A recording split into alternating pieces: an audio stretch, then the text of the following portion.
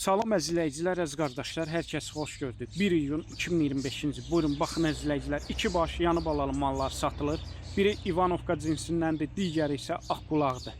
Bunlar cütdə satır, mal sahibi tək-təklə satır. Cüt qiymətini 5500 manata deyir, aşağı yeri var. Gördüyünüz bu birinci mal İvanovka cinsindəndir.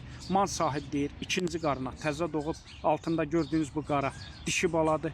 Mal sahibi deyir, gün ərzində səhər-axşam 2 evliyə 12 litr təmiz süd verir. Video axıra qədər baxın, hər ikisi mal haqqında məlumatınız olsun.